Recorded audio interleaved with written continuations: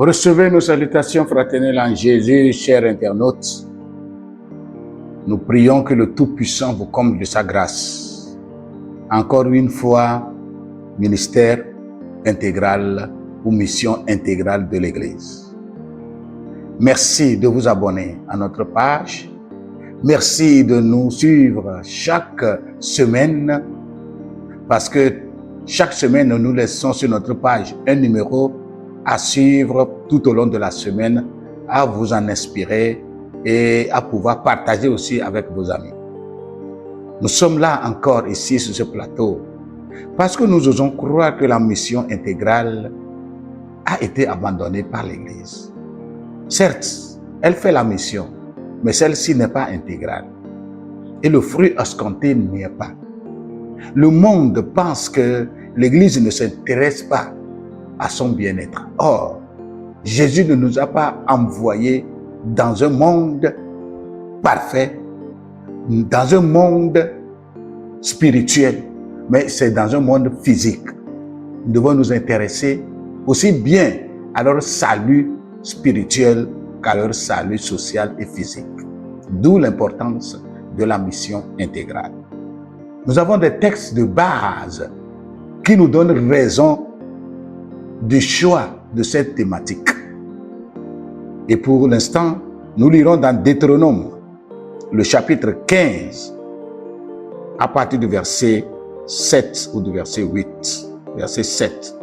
La parole de Dieu déclare: s'il y a chez toi quelques indigents d'entre tes frères, dans l'une de tes portes, au pays que l'Éternel ton Dieu te donne, tu n'endurciras point ton cœur et tu ne fermeras point ta main devant ton frère indigent, mais tu lui ouvriras ta main et tu lui prêteras de quoi pouvoir à ses besoins. Garde-toi d'être assez méchant pour dire à ton cœur: la 7e année, l'année du relâche approche.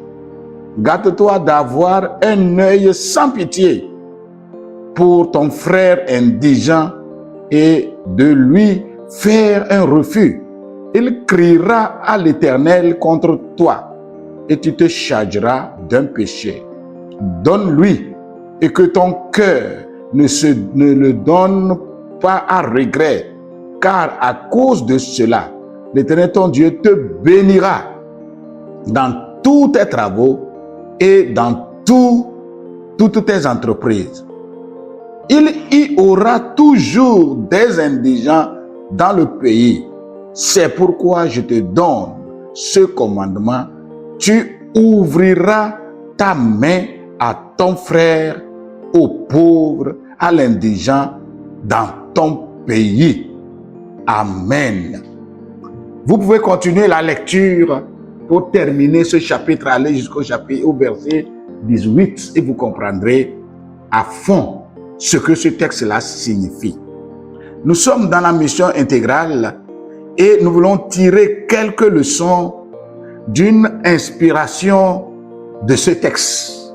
À travers ce texte, vous allez trouver beaucoup d'autres dans l'Ancien Testament qui nous parlent de l'année sabbatique, qui nous parlent également du glanage, la loi sur le glanage. Vous allez trouver ces textes-là là-bas. Eh bien, à travers ces textes, en tant que pour la mission intégrale, pour nous engager dans la mission intégrale, nous devons comprendre 2, 3 ou 4 faits dans ce texte que nous venons de lire. Le premier fait, ou la première leçon que nous tirons en même temps de ce texte, c'est que l'Éternel nous appelle à être les sauveurs des indigents, à être les protecteurs des indigents, à être les secoureurs des indigents. Et à maintes reprises, il dit, il y aura des indigents. Il dit, s'il y a des indigents dans ta maison, dans tes portes, dans ta ville. J'ai eu à développer cela dans un numéro, mais je vais revenir là-dessus, pour vous parler du concept de l'indigence. La pauvreté a 3 sources. Dieu n'est pas d'accord sur 2. Dieu approuve une seule source. Et la source de pauvreté liée aux calamités. Qu'est-ce que j'appelle par calamité? Quelqu'un qui, à cause de catastrophes naturelles,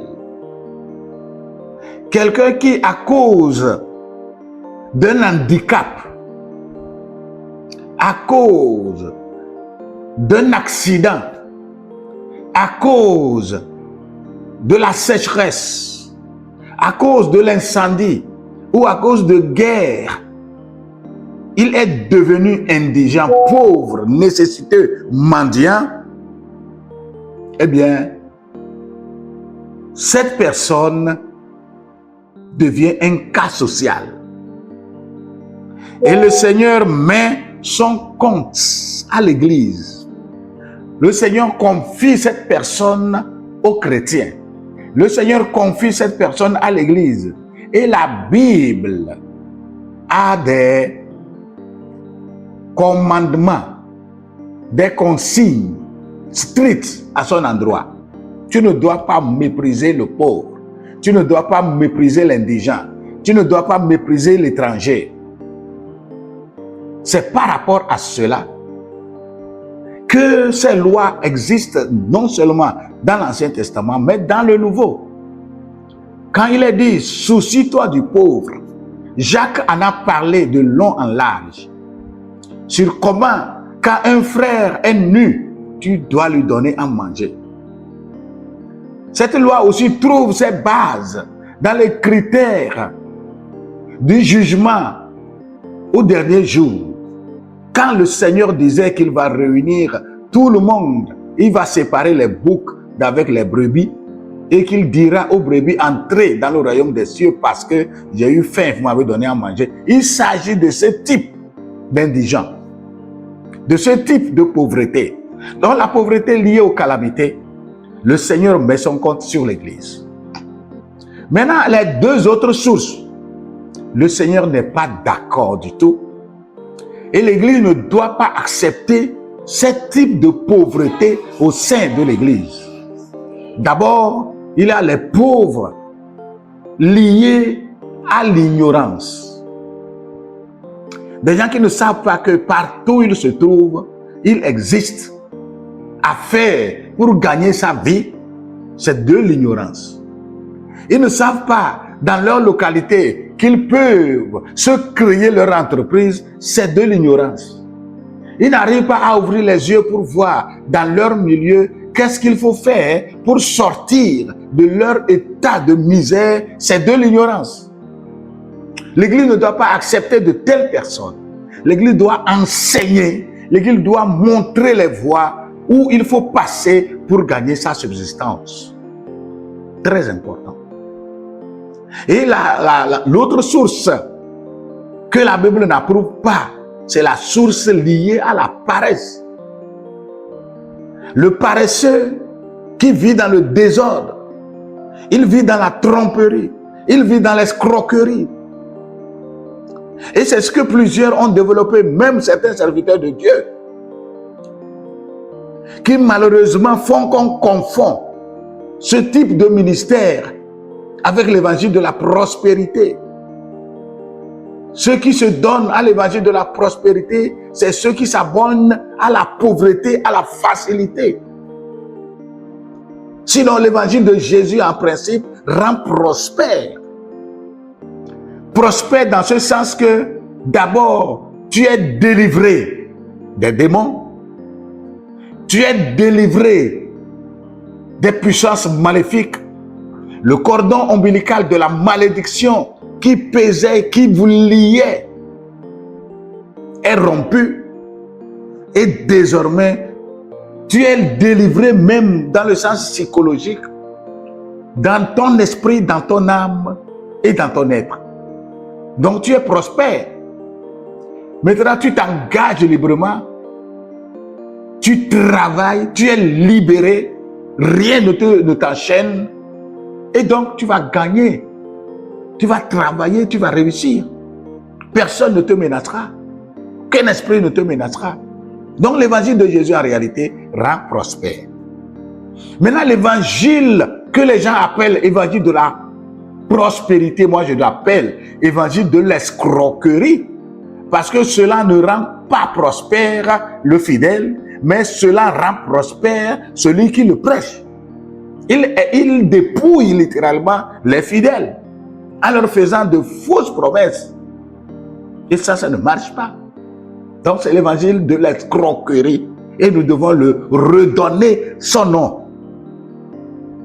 Et maintenant voir à travers les Saintes Écritures comment éviter, comment faire pour éviter, n'est-ce pas, éviter, comment on dit, la paresse, comment enseigner l'Église, comment enseigner les chrétiens à se débarrasser de l'esprit de paresse, à se débarrasser de l'esprit de l'ignorance. Lorsque ces deux démons, je les appelle des démons, lorsque ces deux, n'est-ce pas, méfaits, défauts, quittent le chrétien, quittent l'Église, et qu'il ne reste que la source de calamité, c'est gérable, et l'Église sera décollée dans une prospérité, dans une mission sans précédent. Très important.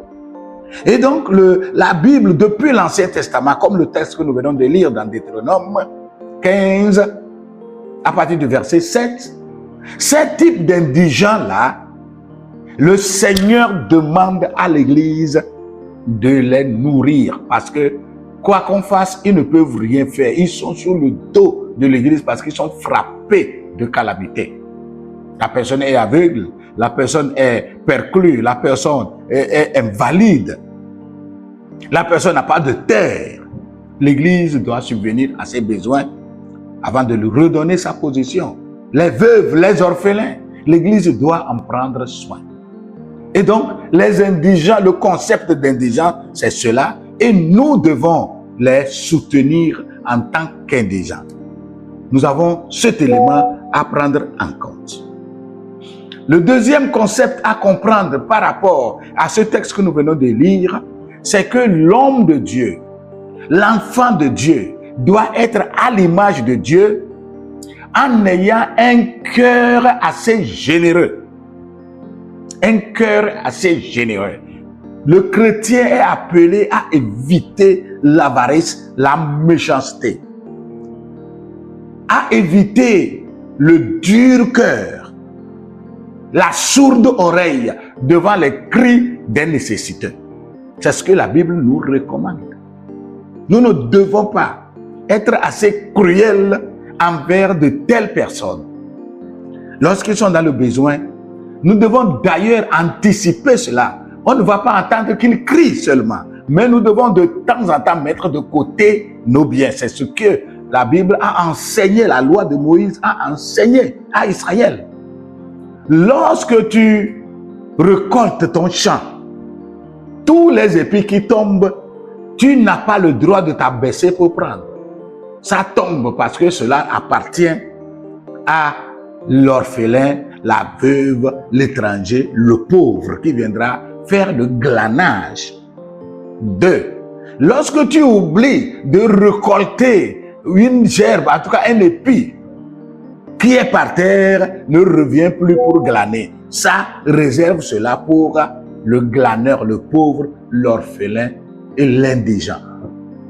3. Lorsque tu récoltes ton champ, tu ne dois pas récolter jusqu'au coin du champ.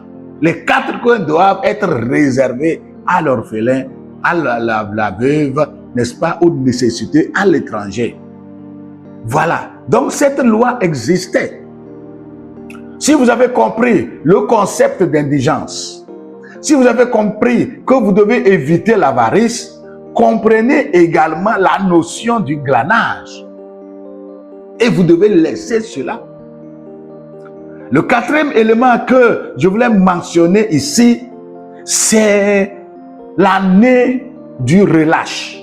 C'est-à-dire, si quelqu'un n'a pas de quoi manger et il ne peut pas voler de ses propres ailes et il vient se vendre à toi comme esclave, il sera à ton service pendant 6 ans.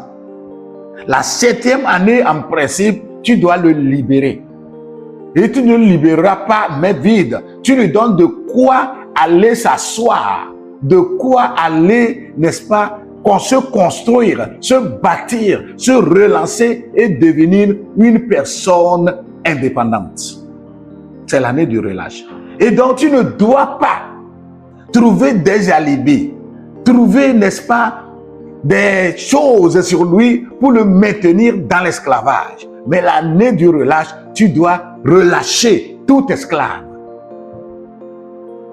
La possibilité, l'opportunité qu'on donne, c'est de voir si la personne même se sent être à l'aise pour rester chez toi. Et là, on a donné des consignes, comment se prendre pour qu'il reste toujours à ta charge.